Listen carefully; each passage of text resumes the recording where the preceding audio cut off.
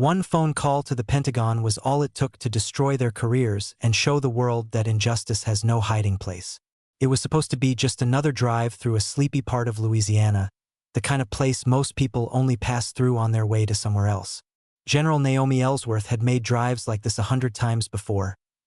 No security detail, no flashing lights, just her, a rental car, and a deadline. She had a confidential meeting scheduled at Barksdale Air Force Base, and she didn't have time for distractions. But somewhere between Lake Charles and Shreveport, just outside a tiny town called Mosswood, Naomi noticed the signal bars on her secure phone dropping. She needed to make a call. Not tomorrow, not in an hour. Right now. She spotted an old, half-forgotten gas station, Kelly's Fuel and Food, and pulled into the cracked, uneven lot. It wasn't pretty, but it was enough. Naomi parked near the edge of the building, away from the front door where a few locals were gathered, leaning on pickup trucks, swapping stories in the sticky heat. She didn't think twice about it. To her, it was just a place to get a quiet minute. She grabbed her secure device, stepped out for better reception, and raised the phone to her ear. General Ellsworth, verifying identity. Initiating briefing, she said, her voice low and professional. The Pentagon officer on the other end started the briefing immediately. Sensitive movements, real-time orders, things only a handful of people had clearance to hear. Naomi kept her eyes moving, casually scanning the lot the way she was trained to, but staying focused on the call. A few people near the gas pump started to glance in her direction. She didn't look like the folks who usually stopped around here, and certainly not someone in authority without a badge or uniform. She wore jeans, plain sneakers, a loose olive green jacket, and a ball cap pulled low over her short twists. Ordinary clothes, nothing that screamed four-star general. And that was exactly how she wanted it. But not everyone saw it that way. Inside the station, a woman named Paula Sweeney was watching from behind the counter. Mid-50s, tight blonde bun, permanent frown lines from a life spent judging everyone else. Paula didn't see a highly decorated war hero. She didn't even see a woman making a phone call. She saw what she wanted to see: trouble. Paula picked up the old landline and called the Mosswood Police Department. She kept her voice low so the customers wouldn't hear. "Yeah, we got a suspicious woman out here by the pumps," Paula said. "Real shady. Might be on drugs or something. Acting strange. You'll better come check it out." She hung up before they could ask too many questions. Across town, two officers heard the call over the radio and rolled their eyes. Nothing much ever happened in Mosswood. They didn't mind stirring the pot a little if it broke up the boredom. They threw on their sunglasses, jumped into their cruiser, and sped toward the station.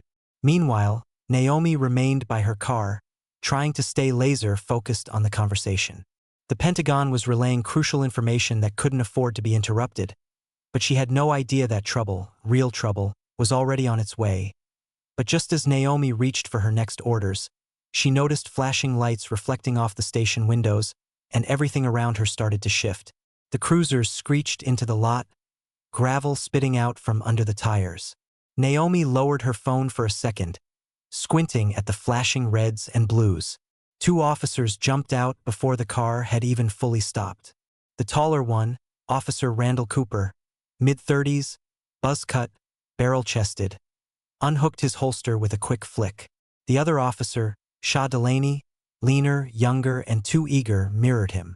Both of them moved like men looking for a fight. Naomi felt the air tighten around her. She calmly placed the secure phone on the hood of her car and kept her hands visible, palms open. Her voice stayed measured, controlled, just like they taught her at West Point all those years ago. "Good afternoon, officers. How can I help you?" she asked. Cooper barked back, "License and registration now." Naomi offered a half-step forward, reaching slowly for her wallet tucked into her back pocket. "Absolutely. My ID is right here. I'm active duty military. General Naomi Ellsworth. I'm on official business." Delaney scoffed.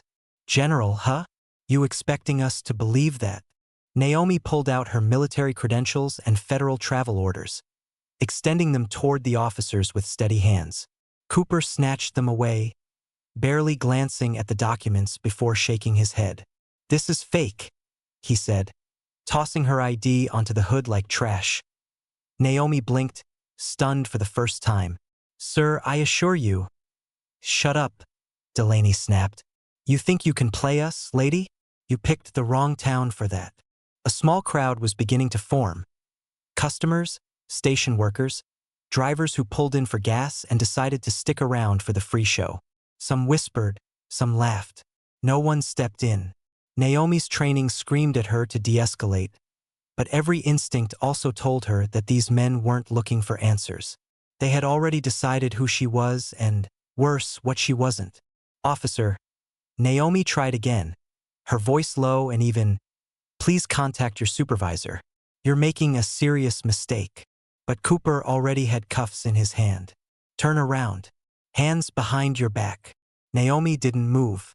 She stood her ground, not in defiance, but because something inside her broke loose. Something heavy. "I am a general in the United States Army," she said, her voice sharp now. "You are unlawfully detaining me." Cooper laughed. Actually laughed loud enough that the people watching heard it echo against the pumps. "Yeah, and I'm the president. Now turn around." Before Naomi could say another word, Delaney grabbed her arm roughly. Cooper forced her other wrist behind her back. The cuffs snapped tight enough to pinch the skin. Naomi clenched her jaw, swallowing the flood of humiliation that rose up hot and fast. Somewhere behind her, the secure phone, still connected to the Pentagon, clattered to the ground. The voice on the other end, hearing the chaos, started yelling her name. But the officers didn't notice, or maybe they didn't care. Cooper shoved Naomi against the side of her rental car hard enough to rattle the door. Gasps rippled through the small crowd. "Got her?" Delaney said, like they just caught a prize. Naomi, breathing hard, stared straight ahead at the greasy window of Kelly's Fuel and Food, her reflection fractured into pieces by the dirt and grime. In that moment, she wasn't a general. She wasn't even a person to them. She was just someone to be thrown around because they could. But inside the Pentagon, alarms were already blaring, and Naomi's disappearance wouldn't stay unnoticed for long. Back at the Pentagon, the secure call had gone from strange to alarming in under 60 seconds. Lieutenant Commander Bryce Hanley, sitting behind a wall of monitors in Washington, D.C., stared at the blinking line labeled, "Jen Ellsworth, secure." The audio feed was a mess. Background noise, scuffling sounds, voices shouting words he couldn't quite make out. Then nothing but static. Bryce leaned closer to the mic. "General Ellsworth, this is Command Operations. Do you copy?" "General Ellsworth, respond." No answer. He glanced up at his supervisor, Colonel Dana Sharp, who was already striding across the floor. "Ping her location," Sharp ordered, her voice cutting clean through the hum of the operations center. "Right now." Within seconds, a technician pulled up a blinking dot on a map. It was nowhere near the base. She was stalled at a gas station right off Highway 171 in Mosswood, a speck on the map most Pentagon staff had never heard of. Sharp leaned over Bryce's shoulder, jaw tight. "Get Barksdale Security on the line and patch me through to JAG. If something's happened to Naomi, we're moving immediately." Meanwhile, back in Mosswood, Naomi was sitting on the curb in handcuffs, her back to the wall of the station. "What's your real name?" Delaney asked, looming over her like a bad dream. "Who you working for?" Naomi exhaled slowly through her nose. "You have my ID, my travel orders. Everything you need is right there." Cooper snorted. "Lady, you're about 2 seconds from being booked for obstruction. Don't push it." Naomi said nothing. She wasn't going to give them the satisfaction of seeing her beg. Out of the corner of her eye, she caught people pulling out their phones, recording, whispering. Finally, the manager, Paula, stood by the door with her arms crossed, smirking like she was watching a backyard wrestling match. The whole thing was spinning out of control, and nobody seemed interested in stopping it. Suddenly, Delaney's radio crackled to life. "Dispatch to Unit 3. Confirm you have detained subject." Cooper grabbed the radio off his belt. "Affirmative. Female, early 40s, refusing to cooperate." Another pause. Then, "Be advised, subject is flagged federal. Repeat, flagged federal. Pentagon has initiated emergency contact. Release immediately and await further orders. The blood drained from Cooper's face. Delaney dropped his smug grin. What the hell? He muttered. Naomi, still sitting there, said nothing. She just stared up at them. Waiting, Cooper fumbled with his keys, unlocking the cuffs without meeting her eyes. He muttered something that sounded halfway between sorry and ma'am, but didn't have the backbone to say it properly. Naomi stood up slowly, flexing her wrists where the metal had dug into her skin. The crowd was dead silent now. Even Paula's smirk had slipped. Naomi picked up her phone from the ground. The screen was cracked. Connection lost. Sensitive information possibly compromised. She looked at both officers dead in the eye. You're going to regret this, she said quietly. Not tomorrow, not next week. Today. Cooper opened his mouth like he was about to argue, but a new set of flashing lights lit up the parking lot. This time, it wasn't local cops. It was a convoy of black SUVs from Barksdale Air Force Base, tires screaming against the asphalt. But Naomi wasn't waiting for backup. She was already gathering herself for what needed to happen next. The doors of the black SUVs swung open almost in unison, like something out of a movie. But there was nothing glamorous about the way the officers from Barksdale moved. It was pure urgency. No smiles, no greetings, just clipped orders and tight faces. Leading the team was Lieutenant Colonel Darren Mosley, mid-40s, sharp-eyed and not here to make friends. He crossed the lot in long strides, a folder tucked under one arm, his gaze locking immediately on Naomi. General Ellsworth, are you injured? Mosley asked, his voice carrying across the lot. Naomi shook her head once. No, Colonel. Minor abrasions. The bigger injury was to their careers. Cooper and Delaney shifted nervously, realizing a little too late just how deep they were in. The other Air Force security officers quickly closed ranks around Naomi, positioning themselves between her and the Mosswood cops without even being asked. Mosley turned to the local officers, stone-faced. You are hereby ordered to stand down pending federal investigation. Any further action on your part could be construed as obstruction of justice. Cooper stammered. We didn't know who she was. That's not an excuse. Mosley cut him off. You had documentation in your hand. You had everything you needed. Delaney tried to play the tough guy still. She was acting suspicious. Mosley stared at him for a long moment, then said quietly, You saw a black woman on a phone call and made a choice. That's going to follow you for the rest of your life. The Air Force team efficiently bundled Naomi into one of the SUVs, making sure she was seated comfortably inside. As the convoy pulled away, Naomi glanced back once, just long enough to see Cooper wiping his forehead with a trembling hand and Paula scurrying inside the station like a roach under a kitchen light. Inside the vehicle, Naomi didn't say much. She stared out the window at the endless stretch of highway, her thoughts racing faster than the SUV. Colonel Mosley broke the silence after a while. Pentagon's coordinating a full investigation, ma'am. Internal Affairs, Civil Rights Division. It's going public whether Mosswood likes it or not. Naomi didn't nod. She didn't smile. She didn't flinch. They should have known better, she said simply. Mosley nodded in agreement. They're going to find out what it feels like to be seen for who they really are. The convoy sped on, past fields of tall grass and leaning telephone poles, toward the Air Force Base where Naomi's authority and her dignity would finally be recognized again. But Naomi knew the real battle was just beginning, and this time the whole country would be watching.